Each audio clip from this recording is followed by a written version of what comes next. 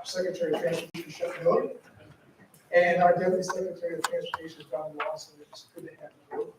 Congratulations to you. We'd also like to welcome new non-voting HRTPO board members, Wayne Coleman, who's with the Commonwealth Transportation Board at large member, and Mark Perman with the Norfolk Airport Authority Executive Director and CEO. Let's give them all that HRTPO round.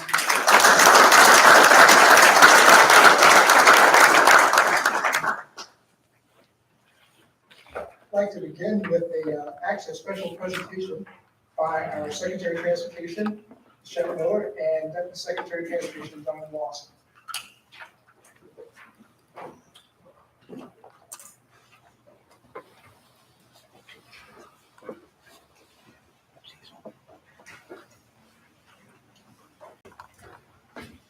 Thank you, Mr. Chairman. It's interesting to go from there to here. Let me make some comments about that before I really get started what I want to tell you.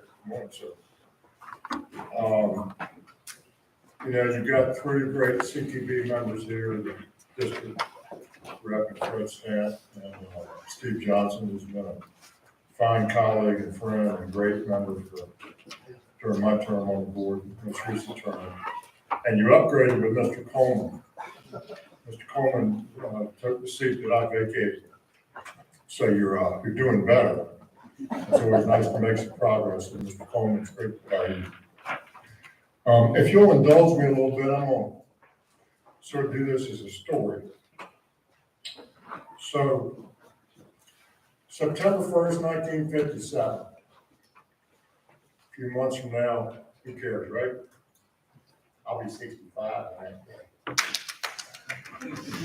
Thank you, Mr. Pearl. Good friend.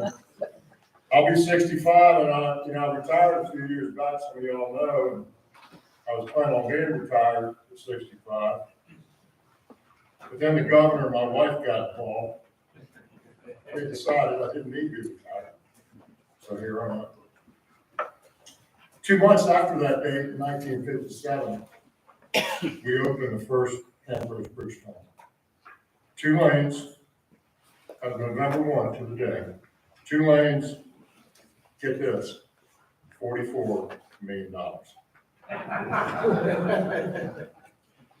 So 3.5 miles or so, tunnel bridges, $44 million.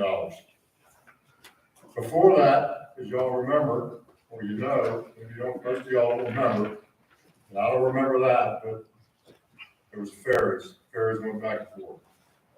And when that opened in November, there was a toll of $1.25. $1.25, you had those tickets. The thing I remember most about those tickets is one, you weren't allowed to rip them out of the book. You tore them a little bit so it went for the toll taker. And 2, I think if you had more than 2 passengers, it was another dime a piece. So I know it never happened in my car, but I do think it happened in others' cars where kids would hide on the back floor underneath blankets to avoid that nonsense. At the same time, we had tolls on Coleman, JRBT, and the Robert O. Norris Bridge. Then back to this. This is really an incredible part. Before that, of course, were ferries. And after that, and for some time, it was long distance we called the peninsula from Norfolk, or vice versa. We had 2 different newspapers who did not collaborate one bit. Right? The news on the peninsula was the news on the peninsula, and the news on Southampton Roads was the news on Southampton Roads, and that's where it ended. The ports were divided. So Norfolk had its own port, part of the airport authority. Portsmouth did, Newport News did, there was no consolidation. City of Virginia Beach was 5 years old, right? I think it's about 80,000, 70,000 people. Just a mere shadow of what it is today. Really an oceanfront and some farmland. It's pretty much what it was. Downtown Norfolk was full of sailors and department stores and big banks, and it was the financial hub of the area.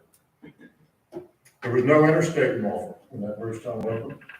You dumped off from Ocean View on Route 60, made your way over down Tidewater Drive, or over to Virginia Beach Boulevard, came on down Shore Drive to get to the beach or get to Chesapeake, and Chesapeake wasn't a city, right? Chesapeake didn't come to some years later. So it was a totally different place than it is today.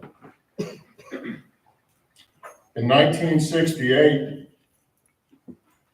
78 of the miles is the interstate between Richmond and Norfolk, or the route, I should say, between interstate and, the route between Richmond and Norfolk was 78 miles long.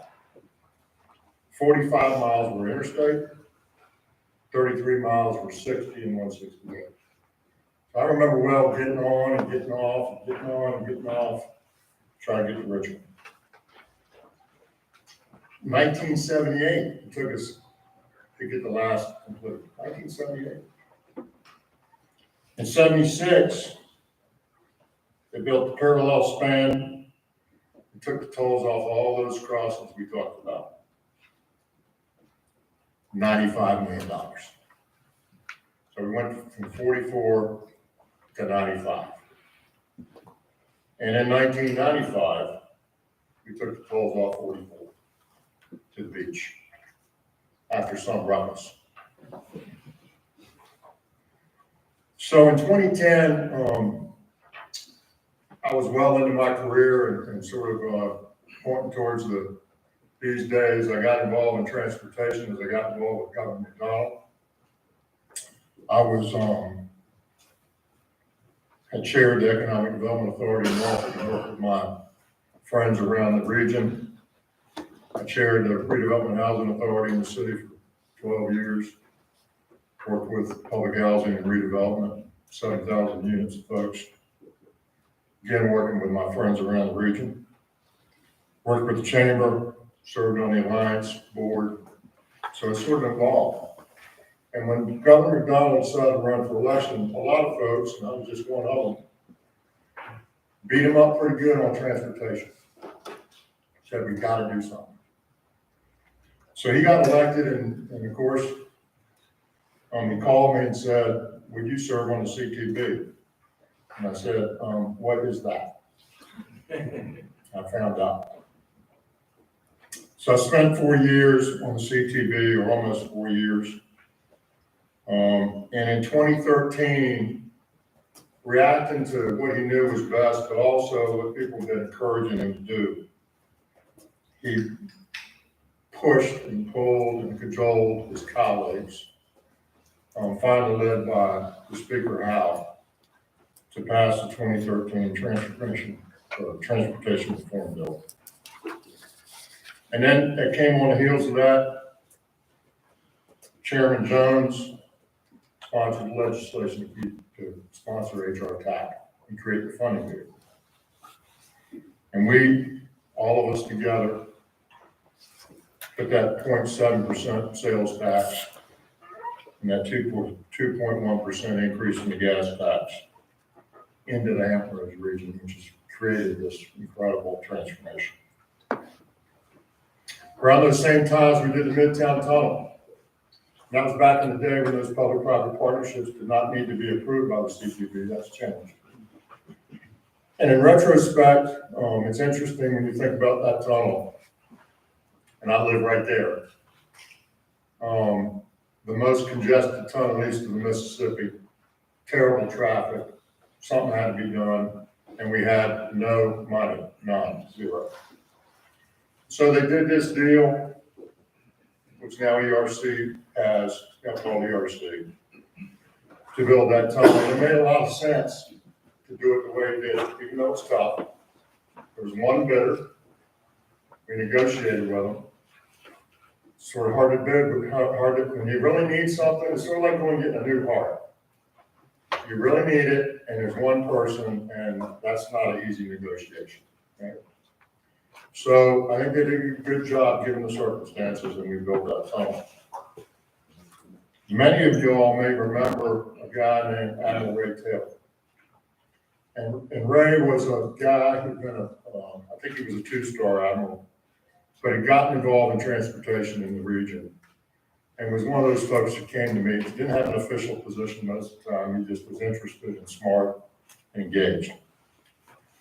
And sometime later, he told me, as we were going through the machinations here on the priorities of projects that you all are dealing with, he said, you know, we should have never expanded the Midtown Tunnel. I said, why is that? He said, we should have taken that money, $1 billion or more, marched it down Hampton Boulevard, and put it on the 3rd crossing.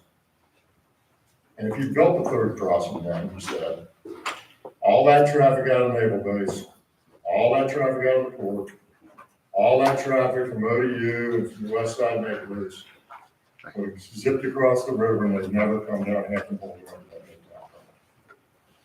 And you know, I think he's probably right. We built a connector, spent $200 million or so, all 564 to come across the river, and that's where it ended. At the time, we had no money. So this is all easy to do in retrospect, right? If we had some money, it might be different. At the end of the day, the TPO and the TAP decided to expand HRBT, likely the right decision at the time. You just always wish you had that crystal ball and knew where you were heading. In any case, since then, this region is, as I said, since those early days, radically different.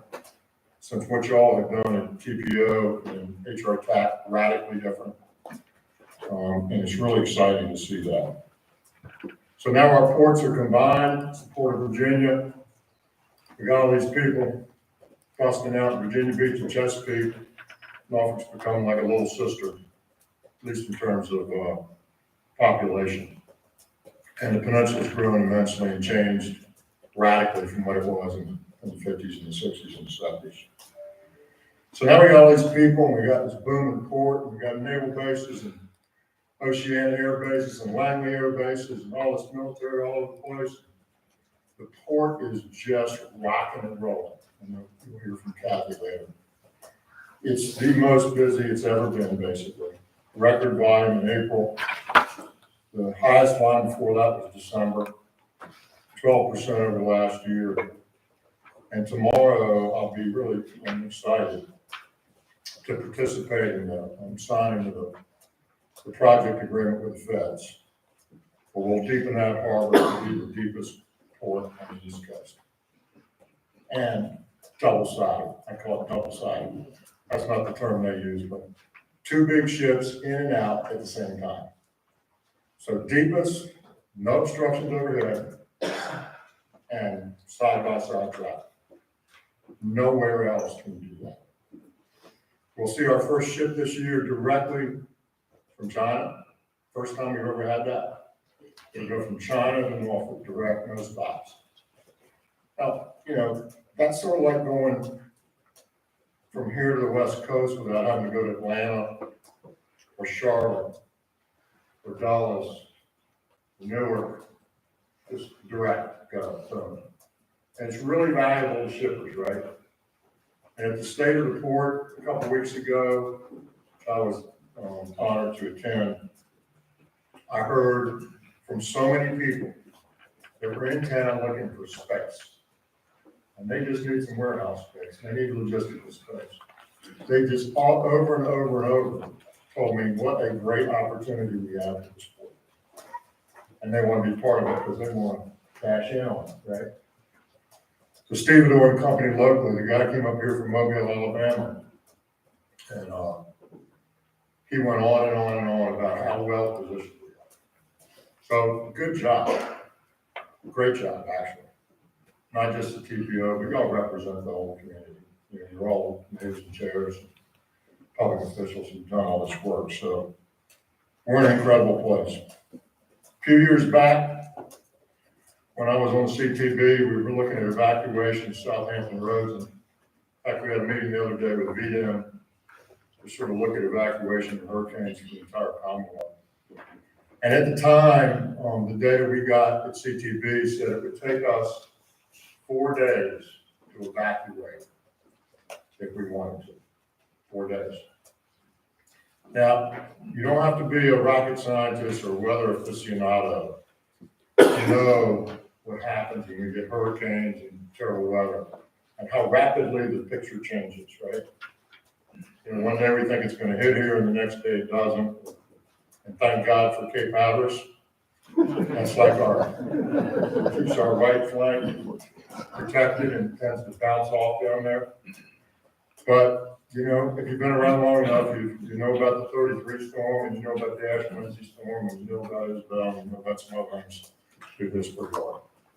So if we ever hit that button and said, you got to go, if everybody left, which they won't, 4 days, right? So we got a massive port that's growing like crazy, pumping money across the Commonwealth. We've got this evacuation problem. We've got economic development, we got the ocean front, we got tourists, and we used to always bemoan that we were a cul-de-sac. Well, we're still a cul-de-sac, folks. And we're the best planned, best transportation-wise cul-de-sac, but we're still a cul-de-sac. That's because you got a few ways in and a few ways out, and so we get here, and it's beautiful, and it's nice, and we come out some good stuff. So you know what I'm here to talk about. And it's the I-64 gap, they call it. I don't call it the gap, I call it the straw. Because I think it's a lot more illustrative of what it is in terms of Hampton roads. You know, if your heart's beating great, and your veins in your legs are great, and your capillaries are great, and the arteries going down your arms are great, but you got a blockage coming out of your heart, it's not real good, right? And that's what we have. So it's not the worst blockage yet. Takes about 72,000 cars a day, 7,000 trucks. You had a briefing on some of this in March. We talked to Case and others. But it's getting worse every day. I get the pleasure of using it more often these days, going back to the original. And it's so strategic, in my view, to the future of Hampton roads and to Virginia, that we just need to think about it that way. So we got 30 miles, it gets pretty tight up there, James City up through New Kent, up to Richmond. And we're in a unique position. What's unique about it? Well, you know, it's sort of a no man's land, right? A little bit of it is in your jurisdiction. Some of it's sort of like a no man's land, some of it's in Richmond, nobody sort of owns it, if you will. We just announced a few weeks back, AutoZone going in at New Kent. There's some other announcements that are likely. We're starting to put more and more there, and it's gonna fill out, it's gonna fill out. And if we don't do something now, it's gonna be like that 44 that goes to 95, that's now 3.8 million, right? Something is gonna have to give. And it's going to strangle us if we don't do it. It may not strangle us tomorrow, but it will strangle us. And so I've been working to try to cobble some solution together, and that's the unique part.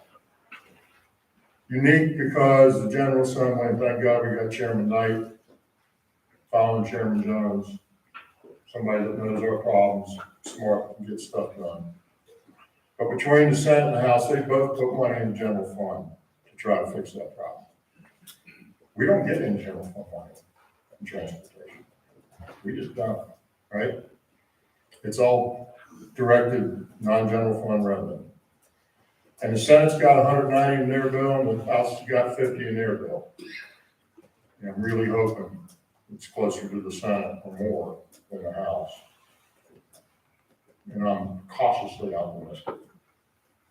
We also have this incredible slug of federal money that's washing around in the United States. And that's good and bad, right? But it's there, and it is. And there's discretionary funding, and we're going hard after it. My secretariat has the lead to go after that across the Commonwealth, not just for transportation, but for everything. So we're working really hard to get some of that IIJ money, some of that discretionary money. And we're putting a grant, we'll put in a couple of days next week. We'll put it in on the 23rd, by the 23rd, to ask them to help fund us. And we call it the 64 Opportunity Connector. That's really what it is. I call it straw, but it's the Opportunity Connector. And it's unique, as I said, because we've got some general fund money. Our CTB members are committed to find some state money, and I'm committed to that. We're moving some things around. A couple weeks ago, we had a nice chat with the CVTA folks, your counterparts up in Richmond. This was not in their plan. And I had the same discussion. I'm hopeful, and I'm cautiously optimistic that they're going to find some cash. And I've asked them for $125 million. We can get that. We can get the General Assembly money. We can get this grant money. We're going to find some state money, but we're still a little short. We're still a little short. And I know it's difficult. Y'all have, as Kevin would say, you've spent most of your money, obligated it, or planned for it. But there's some creative things we can do, and I'd ask you to be thoughtful about it. Because this state money is not going to be there if we don't use it 5 years from now. And that federal money is going to be gone, and we're going to be way back down. And there will be generational before we're able to find that money.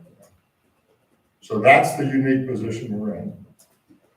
What I'd ask you all to do is be thoughtful. That we don't want to have the best cul-de-sac, right? We want to have the best cul-de-sac with the best arteries for the rest of the world. And let's find a way to get there.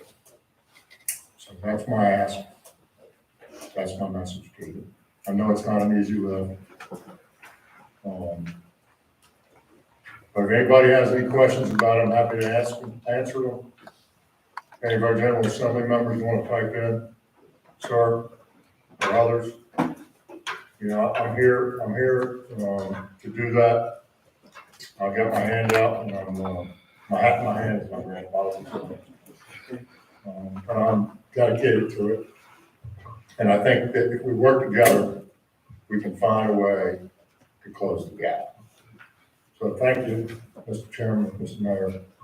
Appreciate you having me here. Happy to take any questions or critiques or criticisms or suggestions. Of course, any questions or comments, and we have our Vice Chair. Thank you, Chair Tuck.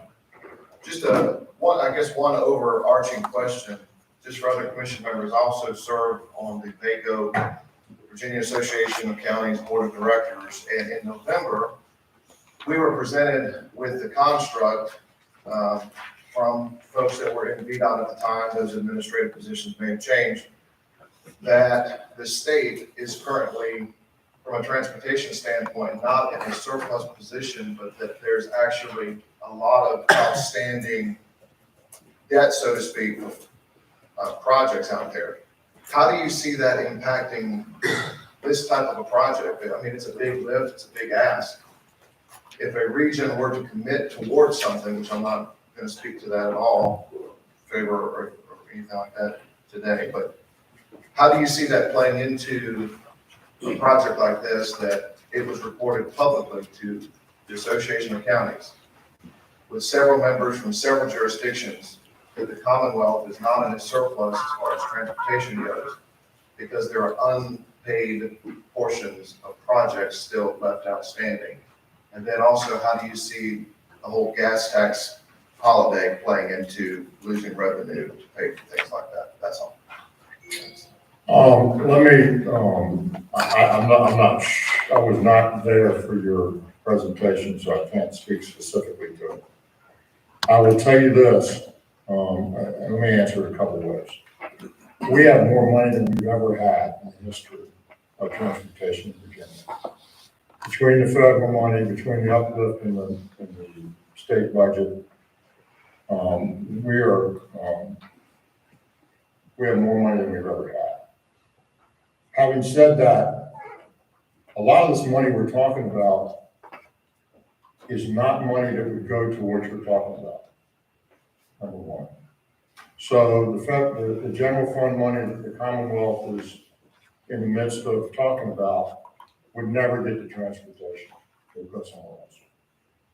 The federal money that we're after will go somewhere else. Won't come to us, won't come to transportation. CVTA, their money, their 125 million, will go to the Richmond region around the local projects. Won't have a huge impact on the state per se. So I can tell you that the projects that are on our books in our 6-year plan are constrained, and they're funded, and they're gonna get done on time, and they're gonna get done on budget. So I can't speak to what you're asking me to speak to, because I'm just not familiar with that, but we don't have that issue. And my Deputy Secretary Lawson is here. He knows the numbers better than anybody, former CFO of VDOT. He's my numbers guy, but I think he could speak to that if he wants to, if you want to add anything on there, John. Yeah, thank you, Mr. Secretary. I would just add, and I am curious as to what VDOT reported in November, and I'll go out back and check on that. But what I would say is that the Secretary is absolutely correct in that our program, when it is adopted, it's funded. So it's not like there are projects that need money. Now, obviously, there are always more projects that need to be done. That's a whole different question. But the Secretary is absolutely right. Our 6-year program, the financial plan for the upcoming 6 years is $51 million. We've never had a program of that size. So there's definitely more funds in the mix or at play than there ever been. And our job, Secretary's office, CTB, is to make sure we use those funds very wisely and get the best bang for the buck. Thank you. And the truth is, sir, let me just add to that. One of the things we worry about is being able to keep up with delivering those projects well. And that if we have too much money in the system, you know what happens. You get sloppy, you do things you wouldn't otherwise do. Smart Scale is a great example of that. You know, we're looking at Smart Scale. I'm gonna try to make sure it's working the way we want it to work. And there's a number of questions. But Smart Scale is an interesting program because generally, in the piece that most people look at and talk about, they rank the projects against each other. They don't rank them against an absolute bar, right?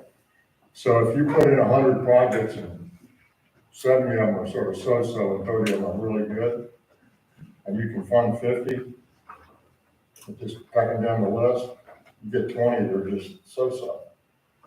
You don't really want to do so-so. Money is just too valuable. So we worry about that. And can we keep up with it as VDOT overseeing it? Can we keep up? Do we have the contractor base and inflation and all sorts of things? So there are always more things that we want to do, that counties and cities want to do, and there's money. So to that point, yes, sir. But there's nothing we're not going to do because of lack of funds. It's on our books today. We don't have that issue. Thank you. Any other questions or comments? And let me say one other thing, Mr. Mayor, Mr. Chairman, please. It's important to know that while we have a lot of money, right, there's a lot of need, but not only that, we can't use that money sometimes the way we want to, right? It's statutorily directed, and it goes different places that the CTB and the administration has no control over. So when we have Senator Squirrel and others trying to help us with this general fund money, that's why that's so critical. Because they directed it. We can go right there to the one thing we want to get done. Or if I pour it in the top of the funnel, it doesn't work like that. I mean, it goes all over the place. Airports, trains, rail, Well, my office, that's how it works, and it's statutory. So only a certain amount gets to where we can do these kinds of things. That's why this is an incredibly opportunistic moment. Mr. Chairman. Mr. McGlinnan and then Colonel Hawk. Thank you, Mayor Tuck. Mr. Secretary, John McGlinnan from James City County, and just want to thank you very much for your presentation this morning, and especially to thank you for the focus on addressing a real significant issue. As you point out, the problem we have of this project really not being squarely in anybody's territory, but important to all of us, is, I think, critical.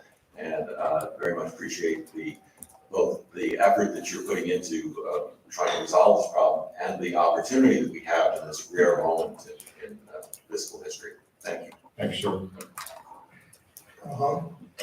Mr. Secretary, Chairman, thank you for the invite. I'm looking out of place with the only uniform guy here. Sir, we love you. Thank you. God bless you and thank you for your service. Well, thank you, Mr. Secretary. I just wanted to inform the team here collectively that the U.S. Transcom, the first General Officer and Haas, will be sending the governor and you a letter in the very near future in regards to an assessment review of the power projection platforms here in the United States. There are 18 total, one in Virginia. That's Joint Base Land Use. There's some of the deputy Joint Base Commander there. And this ties in very, very well because of the initiatives that you're taking with addressing that straw, as you put it. But the other specific item that this particular committee is looking at is I will address the stress and the lack of on-ramp and off-ramp between Jefferson and Eustis. That area has grown tremendously.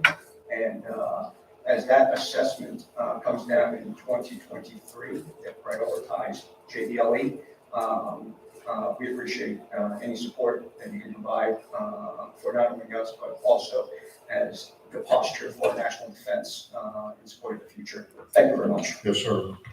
Thank you, sir. I appreciate it. I'm a great lover of the military. My grandfather had a bomber wing that he commanded at Atlanta.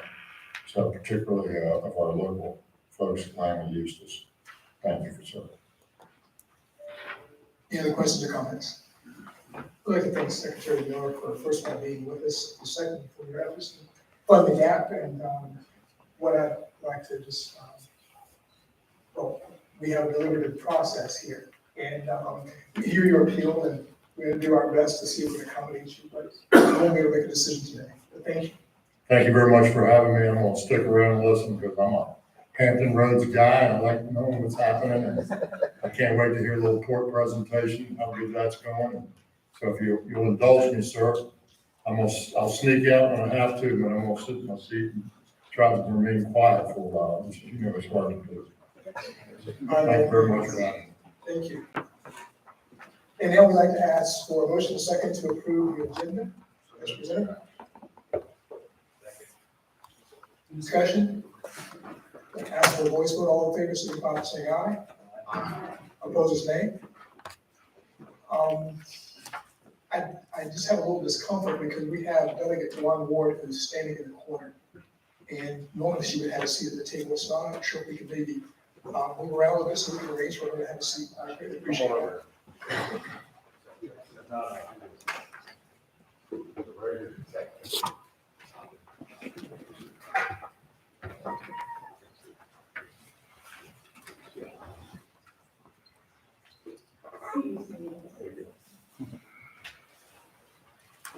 I'm backing up the legislature. Being really tired right now. Because there's $190 million up there, right? With the point of my public comments, we don't have any submitted comments. If anyone who wants to speak.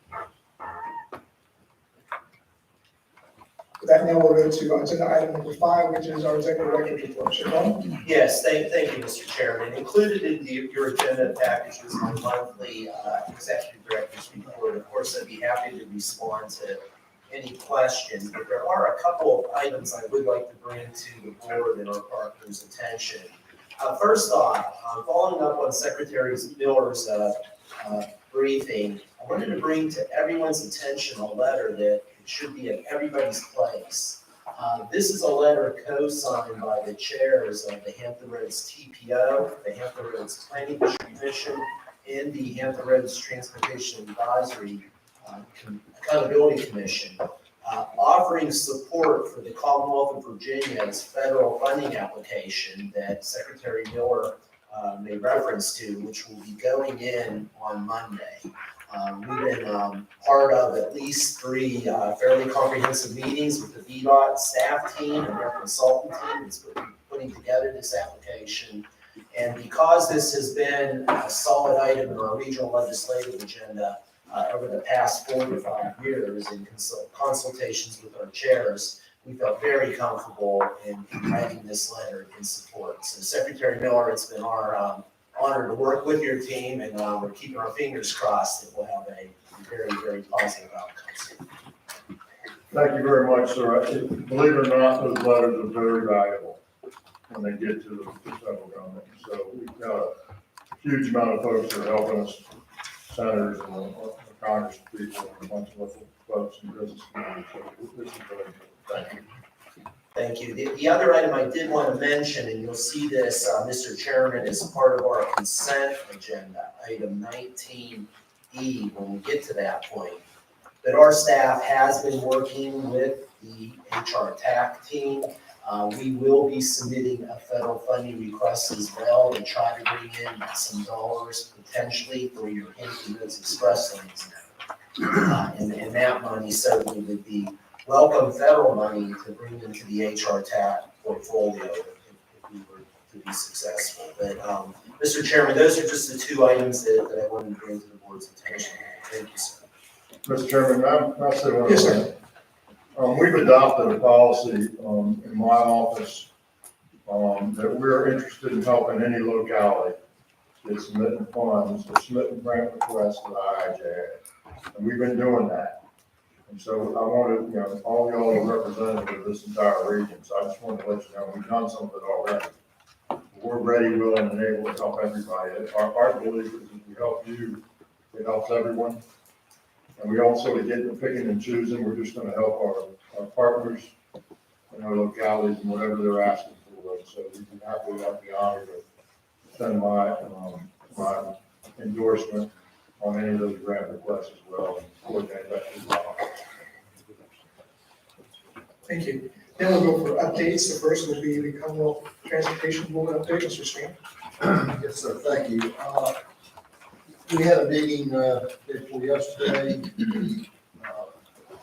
Main items discussed were the gap, among others. Last week, we had the 6-year improvement program public meeting over in Suffolk, attended by Secretary Miller and Commissioner Rich. We took comments from the public on our 6-year improvement plan. The only other real item that is out there right now is VDOT continues to address the overheight issue on the old Hampton Roads, which the older tone. We have something like 5,000, 8,000 trucks that have to be turned around and set back in the other direction. That the issue is being addressed by Chris Hall and his staff, and we hope to have some solutions sometime in the future. Potential solutions. Thank you. Thank you. The next one is VDOT, Mr. Hall. Yes, thank you, Mr. Chair. I just would direct everybody to the detailed update. It's part of your agenda package. Just a couple of key items. I know everybody's excited to get on the new high-rise bridge. A lot of effort out there. Current schedule showing that bridge to be open to traffic by the end of June. So weather permitting and before the schedule, that's what we can expect. As well, the other update is we're still on track for our price proposal opening on the Hampton portion of the Express Lanes Network project. second 4C. That's scheduled in June, still on track for that with the CTP award of that contract in July. And we'll be off and running on the next set of projects for the express lanes. And that's all I have. Department of Rail and Public Transportation, Mr. Wu. Good morning. A couple of updates from DRPT. As Mr. Stan mentioned, we had a public hearing here in the region not too long ago. Our draft 6-year program is out there for public comment at $1.1 billion for fiscal year 23. It's one of the largest programs in the 30-year history of the agency. Very excited to work with all of the agencies like WADA and HRT to advance those projects over the next year. I do want to point out that there's something a little different about our program this year, and that's that we've launched it in our new open data portal, which is providing additional transparency and accountability for the funding that we're providing. We'll be putting additional data like ridership data, carload data from the rail side in that portal as the year goes on. And I'm very pleased to say that my team accepted an award on behalf of the agency earlier this week for open government and transparency and government data. So we're really proud of that and hope everybody will make use of it. On the rail side, on behalf of the Virginia Passenger Rail Authority, excited with the trends we're seeing with Amtrak ridership in the region, both Norfolk and Newport News. Ridership is increasing and approaching pre-pandemic levels, and really excited to see the third Norfolk train start later this summer. So that's my report. Virginia Port Authority, Ms. Speaker. Good morning, Mr. Chairman, fellow colleagues. Thank you, Secretary, for shining the light on some of our good news. As the Secretary mentioned, fiscal year to date, we're up 13%, but calendar year, we're up 17%. We continue to be the fastest growing port on the East Coast. We have 7 new first-in services. For those of you who don't maybe know what that means that the shipping lines typically call at least 3 ports on the East Coast as a network. And they may go to New York, Savannah, and here. But when they come here first, it makes us the most competitive to be the closest to market for the goods that are coming in. And so 7 new services calling here first is attracting that opportunity that the Secretary talked about, is the developers and the 3PLs and the beneficial cargo owners wanting to put more business and jobs and investment in Virginia because we're now closest to market. And I think we'll continue to see that growth and appreciate the support that we've been receiving from many of your localities and doing some land use planning, identifying some sites, and looking at workforce development as we bring in those new investments and jobs. That also goes for offshore wind. We mentioned before the upgrades that we'll be doing to Portsmouth Marine Terminal to make that a true offshore wind hub here on the East Coast. We already have, as you all know, leases with Dominion Energy and Siemens Gamesa Renewable Energy for the first foreign direct investment by an OEM here in the United States. We have out for bid, construction bids to do those upgrades. Those will be opened on May 24th with a notice to proceed and to start that construction in July. We've also started construction on the Central Rail Yard at NIT that will double our rail capacity and mirror that we have at Virginia International Gateway. So that project is now underway. And as mentioned, with all the funding opportunities, we just want to express our appreciation to the Transportation Planning Organization and the Freight Transportation Advisory Committee. I know Mr. Everly is not here, but I'd be remiss if I did not thank them for their support as well. You'll see in the packet, we have a raised grant to extend the berth at Virginia International Gateway. It would serve as a dedicated barge berth, but also could support an additional ultra-large container vessel as we're starting to see more of that cargo shift to Virginia, especially as first ins. We have a $50 million grant application under the Port Infrastructure Development Grant Program for $50 million for NIT North. I think I mentioned to you all before, we have it in the state budget that's pending on both the Senate and the House side, a $266 million investment. We're asking the federal government to invest $50 million to help. That is a $650 million project, so the port would fund the rest. But it will have NIT North mirror what we've done at NIT South and Virginia International Gateway, where we deploy the technology to have the most efficient turn times and rail dwell times on the East Coast. So tomorrow, big show, right? The secretary mentioned we'll have colleagues from the House and Senate on the state side, but also the Director of the Office of Management and Budget, Shalonda Young, along with Senator Warner and Congressman Scott, and the Deputy Assistant Secretary of the Army for Civil Works, all here to celebrate that we now have full federal funding to complement the full state funding, and the project will continue to make progress and be done by the end of 2024, making us the widest, deepest, and safest port on the East Coast. Thanks so much. Thank you. Now we have our transit agency updates. HRT, Mr. Harrell. Thank you. It's hard to follow the course without, Hampton Roads Transit resumed its normal span of bus service on the peninsula routes starting this past Sunday, March 15th. We're really proud of that. This is 2 years after the COVID pandemic triggered a sharp decline in boardings and a reduction in service. Restoring full span of service to the peninsula is part of our long-term strategy to return to pre-pandemic service across the region and continue with our strategy to expand and improve service throughout the region. We were also proud to implement this past Sunday a new Beach Wave trolley service route with the support of the city of Virginia Beach. Our goal, provided that we can meet hiring targets, is to restore a full span of service on the south side as well in October. And we'll keep you informed of that. Finally, an area where HRT has historically struggled, we were doing much better with the additional funding that was allocated by the General Assembly and through HR TAG. We're making a big investment in technology. Real-time bus information will allow customers to use their smartphones to learn how soon the bus will arrive at a specific stop. We'll be rolling that out in just about a month or so. Transit center display screens are planned with to allow customers to see a readout of when their bus is coming, when they're waiting within the center, similar to an airport operation.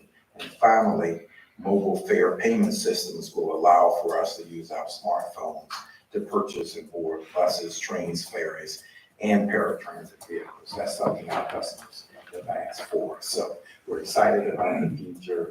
Thank you for an opportunity to address you this morning. Thank you. And I hope I don't get reprimanded for this comment, but I do want to note how much of a difference the bus shelters that you've installed in our city have made, and it's really made a difference, I think, for the ridership. And we had received complaints and concerns about the absence of those. And I don't know if I've ever taken time to thank you, but for our city, you made a difference. And I thank you for that. Thank you, and more to come. We have 2,800 bus stops with only 300 with shelters. With the additional state funding, we will be able to add 600 additional shelters. So we are well underway with that. So thank you, Mr. Mayor, for sharing that. Wada, Mr. Trogdon? Thank you, Mayor, and certainly I echo HRT's comments. We managed to maintain consistent service during this time, but still looking to bring back some routes. Still dealing with staffing, which is kind of compounded by some of the CDL changes that have taken place, it seems, over the last couple of years, as well as just general inflation and competition in the market as well. We have also, we're applying for some funding to assist on a couple of facility projects we have going on. So we appreciate the HRTPO support in that. We're going through the buses and bus facilities program for that funding. And so, I think we're supposed to hear by the 15th of August when those awards are supposed to be made. So look forward to, as the secretary said, there's plenty of money to wash out there, so we'll get our fair share in this region as well. Thank you. Community Advisory Committee, Ms. Ostrowski. Thank you, Mr. Chair. In your packets, as attachment 12, there is a summary of what we covered in our last two Community Advisory Committee meetings. I would like to highlight the election of the vice chair. The chair is appointed by this body and the PDC, but the vice chair is elected by the members themselves from among their membership. It has been the policy of the CAC to follow the erstwhile examples of our parent bodies and maintain a chair-vice chair relationship that reflects representation from both sides of the James. So our vice chair is from Newport News. I would also point out that both meetings, February 10th and April 14th, had presentations by the Regional Transit Advisory Panel. This is a testament to the interest that they have generated and the high level of activity by that body. And if I might insert a shameless electioneering comment,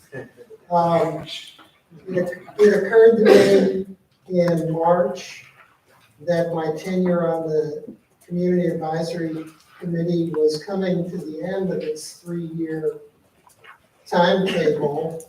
And I said, where did those 3 years go? So you've been asked to reappoint me. I hope you will. Thank you very much. Nothing shameless about that. Military meetings on please. Go on. Mr. King? This chairman and Navy appreciates participation here today, but we have nothing for the group. Thank you very much. Airport, Mr. Perriman? First, I'd just like to thank everyone for the warm welcome that we have had into the Norfolk Hampton Rooms area. On our arrival, we've been here about a month now and enjoying our acclimation to the area.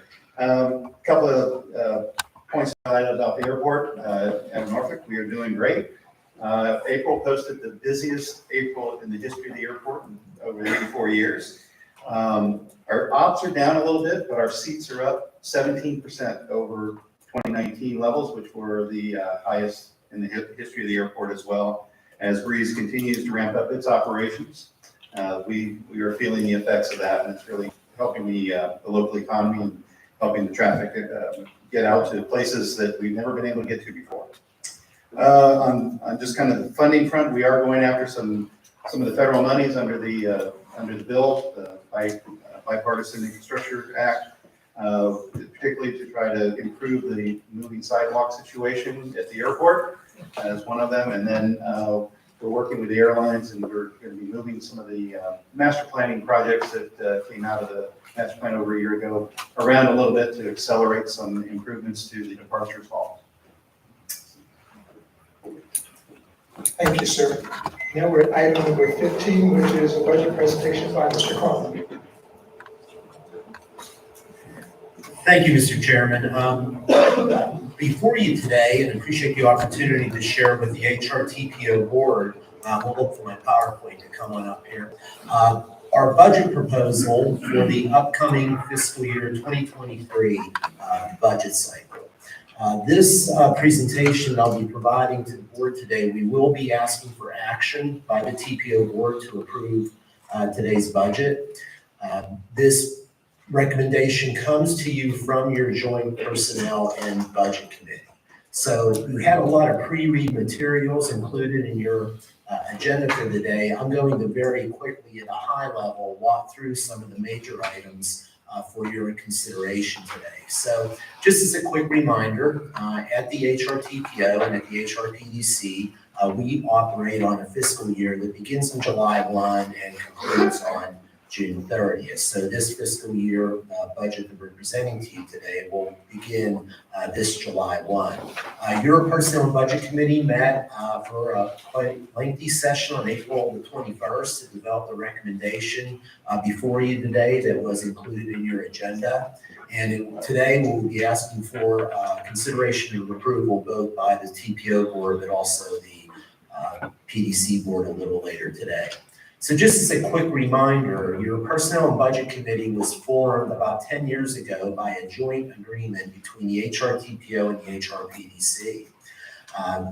That committee is Andrew McClellan as PDC chair, and then Mayor Donnie Tuck as your HRTPO chair are members of that P&D committee. Your vice chairs, Mr. Jenkins from Newport News and Mr. McCarty from Isle of Wight County, sit on the P&D committee. We always have a representative from our largest locality, Virginia Beach, and Mr. Lewis Jones, a longstanding member of our P&D committee. Appreciate Councilmember Jones's participation and guidance. The PDC treasurer is a member that currently is Mr. Randy Keaton, the CAO from Isle of Wight County. And then we have two CAOs, one from the south side and one from the peninsula. Chris Price from Chesapeake is your south side CAO representative. And Mr. Randy Miller, the city manager from Pocosin, is the peninsula representative. So quite a bit of information, including in your proposed budget compendium with a lot of graphics, bar charts, pie charts to show you where our funding's coming from, how that breaks down by revenue source, how it breaks down by expenditure, and a lot of historical comparisons so you can see some of the timelines. But this is the summary of the package and those materials that were included with quite a bit of detail for you leading up to today's meeting. So, Mr. Chairman, I'm not going to go over all of these, but did want to bring these to your attention that they were provided in last week's agenda distribution. Just a few high-level things, though, that I think it's important to touch upon. When you look at our budget, there's two types of revenues that we tend to deal with. They come from a lot of sources. They come from local, they come from state, they come from federal. But you can group them into two general categories. Revenues that come here and stick, if you will, to support our operating and pass through. And as you look at our budget numbers, you're seeing a substantial increase in pass-through revenues and expenditures for us this year. Last year, our pass-through revenues were about $9 million. We're going to increase to over $46 million we project in fiscal year 2023. And this is really because of the increased work that we're doing on your behalf. We're receiving more and more requests to do things at a regional level that are more efficient and frankly saving money. In some cases, that's having the PDC serve as the fiscal agent for the joint purchase of equipment and materials. You'll hear a little more about that a little later. Some cases, it's things like applying for a grant for broadband service. This year, we're going to be managing a $35 million broadband grant for several of our local governments. Things like Ask HR Green, even our Water Resources Department that does sensors, even the Regional Connector study that is a priority of this board and the HR TAC. Those are all monies that we collect and we pass them through. We pass them through to either buy equipment or buy services on your behalf. So did want to point that out as an increase in our budget, but really be reflective of the increased work that you're asking us to do on your behalf. The other thing that we really had a lot of conversation about with the Personnel and Budget Committee is the fact that we own the building and we own the grounds here. So we are owners of the regional building and the property, and frankly host hundreds of meetings in here a year, and we're very proud of that. But it is important that we keep it up to standard for you. This is your property, it's your asset. So we've been working very carefully on regional building and grounds, and we just have a list here of some of the things we've done. Some pretty significant upgrades to the HVAC system, even installing LED fixtures and fire detection systems. I won't go through all of these, but this is some of the work that we've done over the last couple of years and invested the money you've entrusted with us. But we've got some bigger items coming up. And this is maybe one of the least exciting presentations today, Mr. Chairman, that, you know, skylights we're going to have to be replacing. Our parking lot is becoming aged. Probably get 2 to 3 more years out of it till it's going to take more than just the blacktop, right? We're going to have to get out there and do some major replacement. We've got original windows on our building and even some carpet replacement, but we're falling just short of about $300,000 of some building improvements that we really need to be thinking about over the next 2 to 3 years, which is pretty significant for an operating budget of our size. This is a chart that shows you a couple of important columns, starting in 1999 and going to 2023. The first column in green shows your per capita assessment over the years. And as you can see, we've increased, and I'll talk to you about this, but we're projecting just over $1.5 million of member dues to us this year from our 17 participating localities. But the concerning column is the state allocation figure. This is the base funding that comes to planning district commissions to support regional cooperation in Virginia from our host state agency, the Department of Housing and Community Development. We're projecting $165,943 in 2023. If you jump back to 1999, well, let's jump back to 2000. It's about $200,000 less than we once received from the state, right? Keep in mind, these are monies we use to match PL funds to support transportation. They're monies we use to match 5303 funds.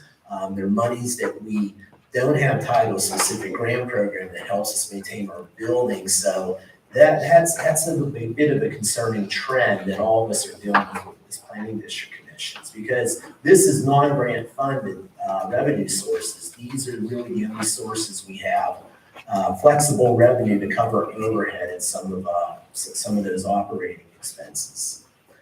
So, Mr. Chairman and board members, just very quickly, wanted to outline for you the proposed operating budget that your Personnel and Budget Committee is recommending to you today. First off, our proposed operating budget is right around $7 million. Honestly, the majority of our operating costs relate to personnel-related costs, but keep in mind, it's not only salary, it's indirect rate, it's overhead, it's benefits, it's the full carrying cost of those positions. Just like you, we've seen a bump in health insurance premiums this year. Ours is going up about 8.5%. I'm sure that sounds fairly consistent. I'm hearing from the chief administrative officers, you're all between that 7, 11, 12% is what you're all seeing. For us, that's a $70,000 increase for our organization. Our Virginia retirement system contributions are increasing by $110,000 over last year for the organization.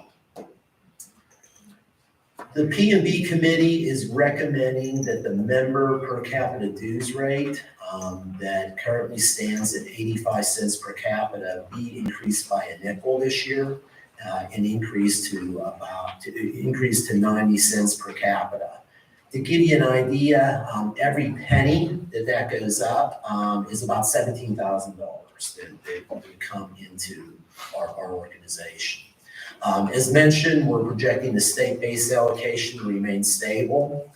We are, the Personnel and Budget Committee is recommending a 5% general wage increase for our staff. That would be effective July 1, 2022, and is very consistent with all of our localities are doing.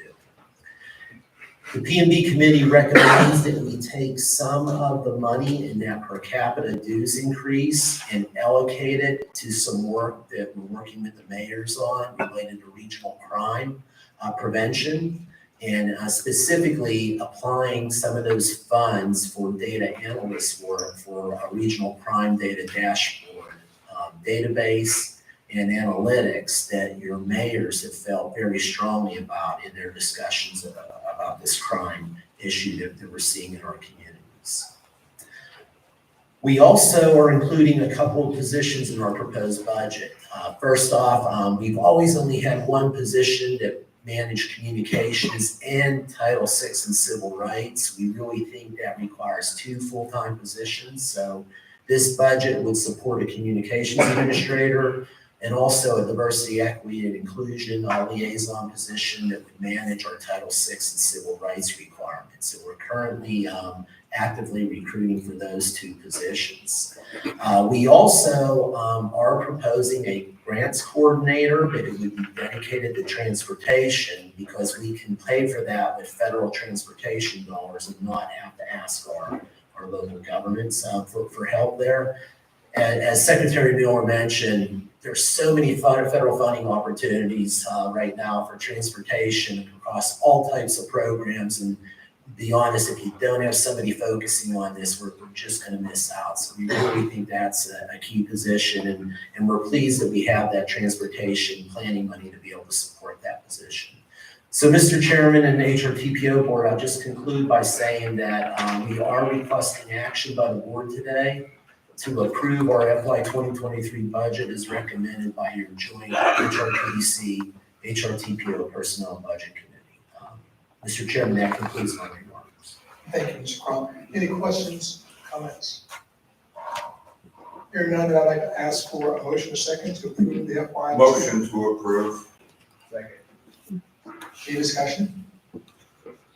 All in favor, signify by saying aye. Aye. Opposed is nay. Motion carries. Mr. Crum, item number 16. Yes, I have before you today and in your agenda package, a proposal to complete some revisions to the bylaws of both the TPO and the PDC. The need for these bylaw revisions has been brought to staff by a couple of our board members. And I'd like to review that for you today. Included in your agenda package is a complete copy of your bylaws, and we are redlining every place that there's a proposed change to those bylaws, so you have those in a very comprehensive way. The summary of the amendments would be as follows. Number one, that we would move our annual meeting, which currently occurs every October, to January of each year.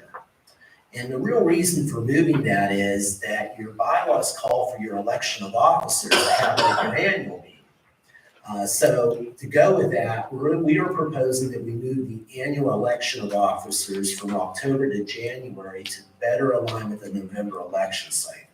Several board members have come to us and said, you could be elected chair of the TPO or PDC in October, run for election in November and not be successful.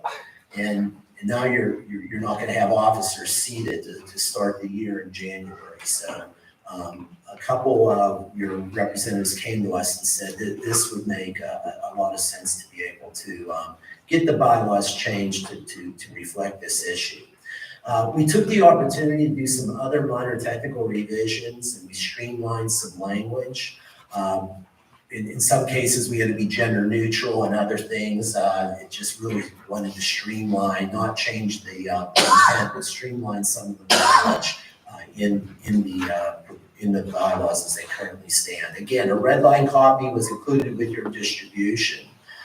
Very quickly, our process is that your bylaws say the proposed amendments must be presented in writing. That's why we included them in your agenda in full and discussed for a first time at a regular meeting, which is what we're introducing today. But they can't be acted on until a subsequent meeting, which may be held not earlier than 30 days from the first meeting. So what we would ask is please take a look at the bylaws, introducing them to you today. We're going to take them out to public comment. Bring them back to you on July 21.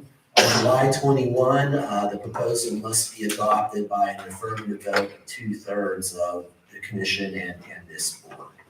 So, Mr. Chairman, no action needed on this today, but we are required to introduce this to you formally with the plan to have this considered for action on July the 21st.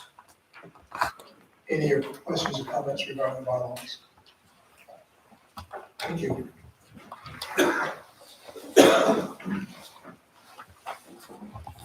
Mr. Crum, I'll ask you to introduce agenda item number 17, please. Thank you, Mr. Chairman. I think everybody knows Dale Stiff is our principal transportation planner that manages our long-range transportation plan. I think one of the things that's exciting about our planning documents here in the Hampton Roads is that they're alive, they continue to evolve. We continue to work closely with HRTPO to monitor available funding for some of these regional priority projects and adjust our plan accordingly. So what Dale's going to talk with you about today is some coordination we're doing with HRTPO and maybe some considerations we need to be looking at for a long-range plan in the coming months. So Dale, I'll turn it over to you. Thank you, and good morning, everyone. As most of you know, our long-range transportation plan is our 20-year regional transportation blueprint, and we update it every 5 years. And as Bob mentioned, it's a dynamic plan that we maintain throughout the 5 years as we're trying to update the long-range transportation plan. I'd like to note that our current plan is for the horizon year of 2045. That was adopted by this board in June of 2021. The plan must be fiscally constrained, which means we have to demonstrate how these projects in the plan are going to be funded. And then again, one of our core functions is not only to develop the long-range transportation plan, but it is to maintain it. So I want to highlight the importance of the LRTP to our region, and it's essentially the document that positions our projects for real funding opportunities. So our vision plan will identify all unfunded transportation needs for our region. The long-range transportation plan is that subset that says how many of those regional priorities can we reasonably afford in the 20-year plan.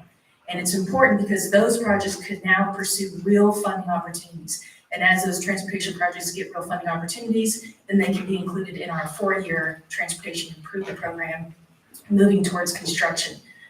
So the short of it is that regionally significant transportation projects cannot be built if they're not in the long-range transportation plan.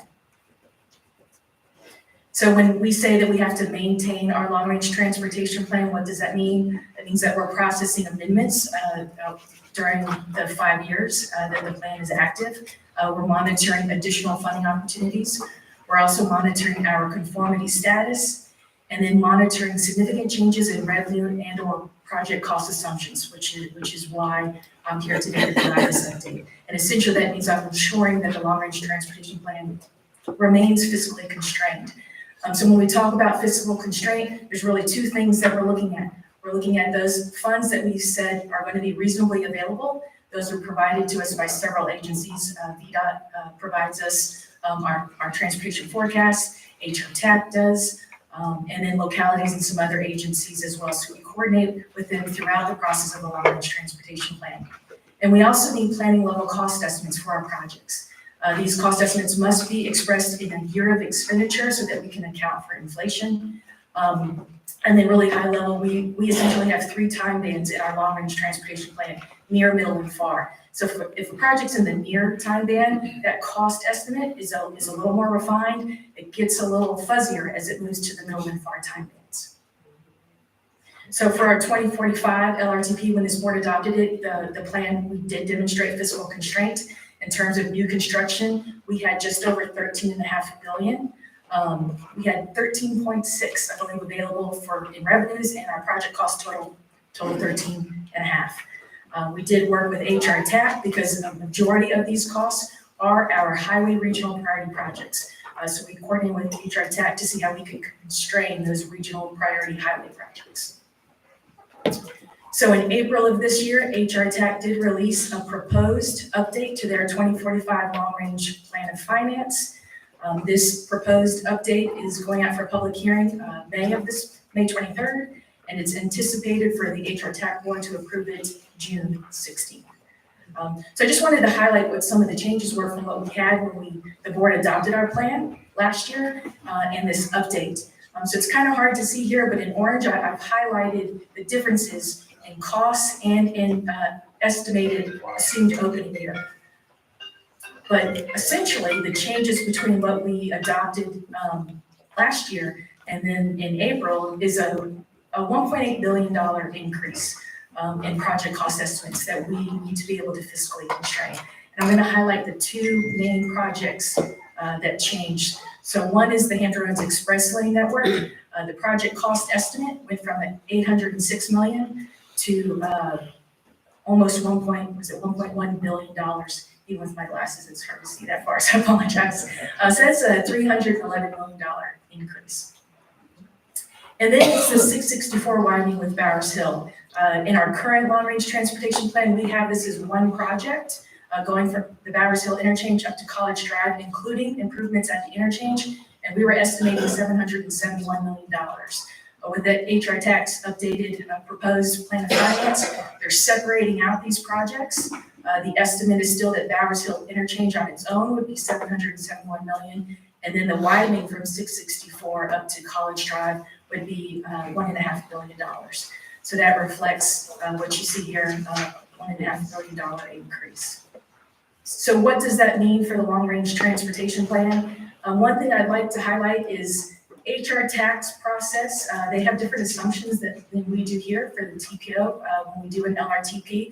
Essentially, when we're fiscally constrained, we're just saying what's reasonably available.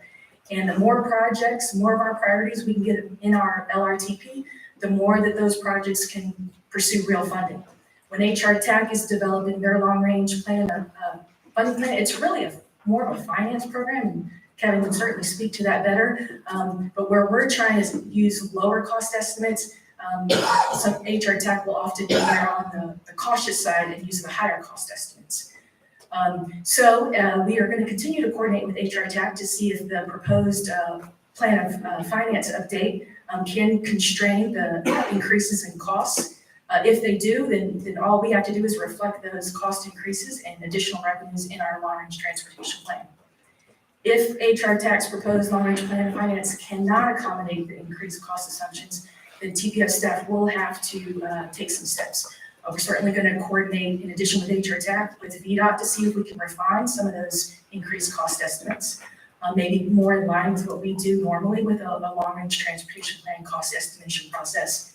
And then if we still can't, we'd have to work with your technical staff at the TTAC or LRTP subcommittee level to see what projects would need to be shifted around and possibly even taken, removed from the LRTP. So those are potential impacts. We wanted to brief this board to let you know that we are coordinating, again, with HR TAC and VDOT on this. We will report back to the body, to this board once we have more information. And if necessary, work with the LRTP subcommittee and TTAC. And then separately, we're going to explore a more flexible way to reconcile how HR TAC does their plan of finance update with our long-range transportation plan fiscal constraint assumptions.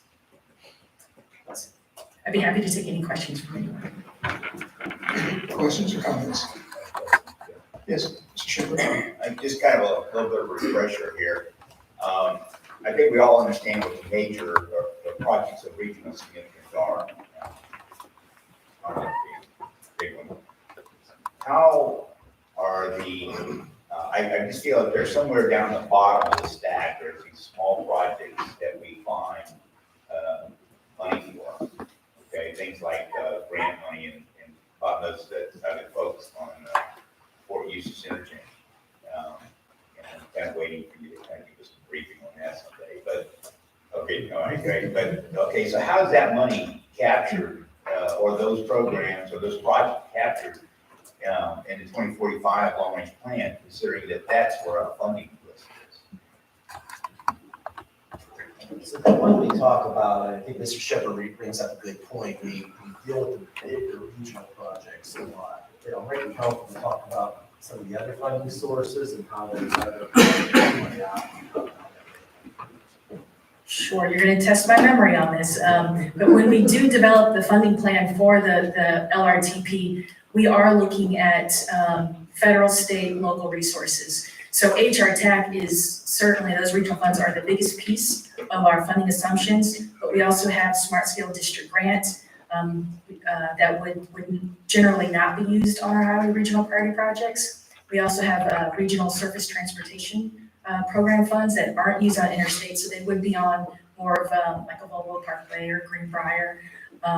We have congestion mitigation, air quality. So we have, I'd say at least maybe like 8 different funding sources that we're using to constrain projects for regionally significant. For projects that are not regionally significant, we don't have to identify any funding assumptions for them to be consistent with a long-range transportation plan.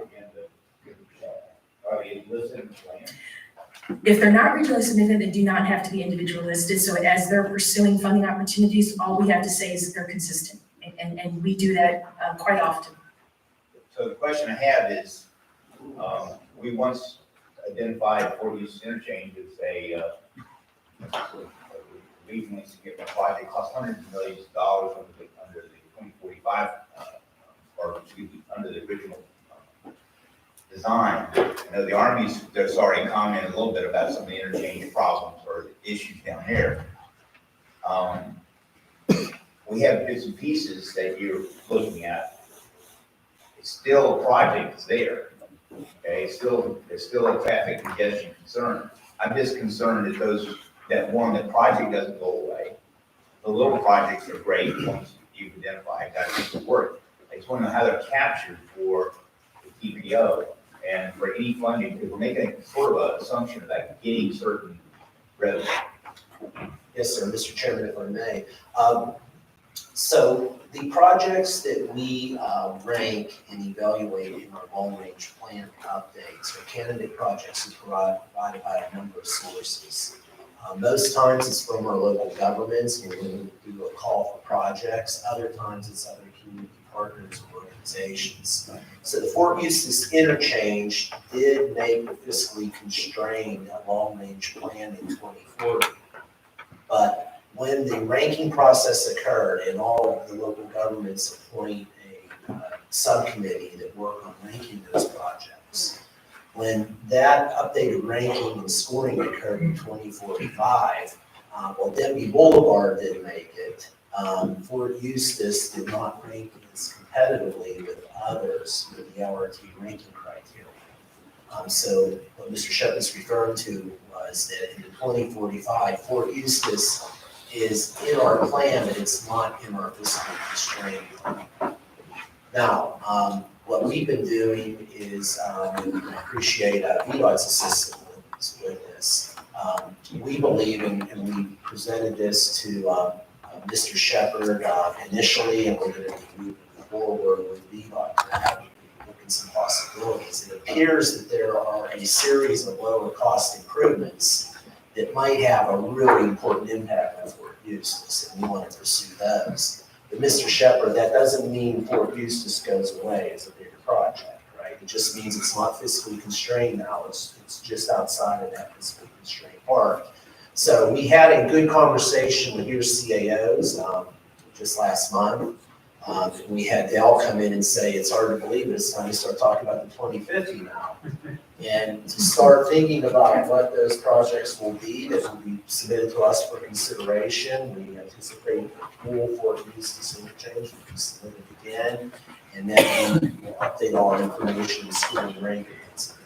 So I guess what I want to stress is, doesn't mean Fort Eustis is a bigger project goes away. We just will have to score it again and see how it compares to other projects. Okay, thank you very much for the information. The reason I bring this up is that sometimes we kind of, this whole process, and Secretary of Transportation kind of gives us a history, but in the development of this, just the development of the process to get to this was not a great, tremendous amount of work by a lot of predecessors, staff, and everything. But you get in there, and these projects are so huge in terms of funding, and I would use this one as a great example. Fort Eustis Interchange originally came across as a bill somewhere around, just the interchange alone was $197 million, and that was back then. Today it would be, just probably about $300 million, and so in the process of scoring, and we just saw some add-ons, and I'm wondering where the $1.8 billion is going to come from for the extra funding, what's going to fall off the plate. The staff here is very attuned to this, working with HRTPO, but they're getting together and finding alternatives to the major project itself. So Fort Eustis Interchange project has gone from $197 million, maybe $300 million, to something significantly less, but yet it gets accomplished and it does what we want to have done. So I want to just let you know that is taking place behind the scenes. And the Bob staff are doing, and VDOT are doing a tremendous job of trying to solve some of these little problems that you just won't see pop up in the 2045 plan, long range plan. So I just want to congratulate you for that work. That's good. Thank you very much. Any other questions or comments? Item number 18. Yes, we can ask Andrew Pike, our VDOT staff representative, on the Bowersville Interchange study to come forward. Andrew, thank you for being with us today. The Bowersville Interchange study, I know is something that we have before you a number of times as alternatives to solve that critical transportation project. And Mr. Pike is before you today with a summary of the work that's been done. And Mr. Chairman, board members, we'll be asking you to consider action to support the preferred alternative out of this analysis. Andrew, thanks for doing Sure. Thank you, Mr. Crum. Appreciate it. So, like Mr. Crum said, my name is Andrew Pike. I'm a NEPA project manager in VDOT's Environmental Division. Here to update you on the Bowersville Interchange Improvement Study, Environmental Impact Statement. I'm specifically going to be speaking today about the recommended preferred alternative. And wanted to preface the presentation with a note that you've seen much of this information previously. We got briefed the policy board in November of 2021. We've also had the opportunity to brief TTAC, Freight TAC on a few occasions in the past few months as well. So wanted to just note that some of this information you'll have seen before. I'll be sure to note where there's new information today. So we're going to start at the beginning, and a foundational step for environmental impact statements for NEPA studies is to identify a purpose and need for the study. So this really sets the goals for the study. It also then allows you to serve the needs then serve as the primary criteria for screening concepts. So the purpose and need was identified for the Bowersville study back in December of 2020. Was subject to public involvement and public comment.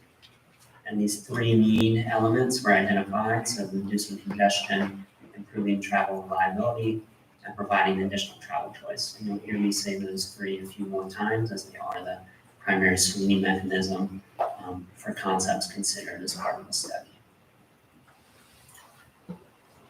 So once the purpose and need was identified, you can then get into thinking about what types of improvements might meet those needs. So this is the list of preliminary concepts that were considered. So general purpose lanes were considered, managed lanes were considered, the addition of collector distributor lanes at interchanges, and then also transportation systems management and transportation demand management improvements. And lastly, transit only improvements were considered. So all of these concepts were then screened against those three need elements, so reducing congestion, improving travel reliability, and providing additional travel choice. And they were screened on whether they could meet those three needs. And based on that screening, we move forward with three alternatives to be retained for detailed study in the environmental impact statement.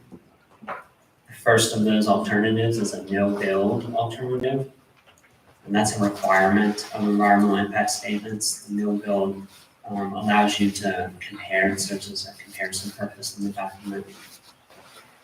And then there are two build alternatives that are retained for detailed study in the CIS. So we have alternative C, which is the addition of a single managed lane and a part-time drivable shoulder in each direction on I-664 from the Bowersville interchange north to the College Drive interchange. And then we have a second build alternative that was retained for detailed study, and that's alternative D, which is the addition of two managed lanes in each direction from Bowersville to College Drive. So once you identify a range of alternatives, you can then move into assessing potential impacts. And so this is a summary of the impacts that we that have informed the recommendation of a preferred alternative. So we're looking here specifically at impacts to private property and then impacts to natural resources, specifically thinking about wetlands and streams. So you can see here, these are preliminary potential impacts. This is documenting a worst case scenario that would be subject to future ordinance and minimization in the hopes of bringing these impacts down during future phases of project development. But at this time, these are the potential impacts that are informing the recommendation of a preferred alternative. And so if you look column by column, row by row, you can see that alternative C is less impactful than alternative D. I will note that we did reduce the potential residential relocations. So when you saw this information back in November, you would have seen the potential for 91 potential residential relocations for alternative C. and then 95 for alternative D. And so those numbers have been reduced, and that's reflected here in the information today at 21 potential residential relocations for alternative C, and then 23 for alternative D. So based on alternatives' ability to meet purpose and need, based on the impacts, we then arrive at a recommendation for a preferred alternative. And so our recommendation is the addition of one managed lane and a part-time driver from shoulder in each direction. That's alternative C. We believe it best meets purpose and need, so it reduces congestion, improves travel reliability, and provides additional travel choice. It's also less impactful than alternative D. And then it best aligns with local and regional plans, in particular the development of the Hampton Express lanes, and more specifically the construction of the I-64 South Side high-rise bridge project. So where we go from here, anticipate you all taking action today. We would then turn to brief the Commonwealth Transportation Board in June to provide information on the recommendation of a preferred alternative. And then we anticipate the Commonwealth Transportation Board taking action to identify a preferred alternative in July. And then that preferred alternative would be documented in, the draft environmental impact statement. Pardon me. So that draft environmental impact statement we expect would come out this fall. And that would be associated, we would have another public comment period, public hearing associated with that. And then we would look to complete the NEPA process in spring of 2023. With that, I'm happy to take any questions or comments. Any questions or comments from Mr. Martin? We're being asked to take action on this today with our endorsement, so I ask for motion and second approval. Second. Any discussion? All in favor, signify by saying aye. Aye. Opposed, nay. Motion carries. Agenda item number 19 and payment. Yes, Mr. Chairman, we will be asking for approval of the consent agenda today with one minor addition, if I may. Item 19.G in your agenda was a list of 3 names to be recommended for appointment to the Community Advisory Committee. We're very pleased that since the agenda went out, we did have a mayor recommend 2 more appointees. One, Mr. Mark Petrosky, as mentioned earlier, and also Ms. Zakaya Anderson, both residents of Portsmouth. I would request that the board consider adding them to those appointments to our CAC, and with that, I recommend approval of our consent agenda. So moved as amended. Any discussion? All in favor signify by saying aye. Aye. Opposed, nay. Motion carries. And we're at agenda item number 20, Mr. Coney. Yes, you have with you our 3-month tentative schedule. As a reminder, June is the month for our partners in HRTPO and Toronto to meet. So we will skip meetings in June. We'll be back with you in July as our next meeting. Mr. Chairman, other than that, we have minutes of our advisory committee meetings. We've done a lot of letters of support for our localities, and it's great that everybody's chasing the federal money, but you see a list of raised funding applications from several localities. It's been our pleasure to work with the staff to support those. And Mr. Chairman, if I may, I would just say one final comment. Just a quick reminder, the PDC meeting will begin at 12:30. We have plenty of lunches behind our main reception area, so whether you're moving on with the rest of your day or going to stay for the PDC, please have some lunch. But we're not done yet. Any old business? Any new business? We are adjourned.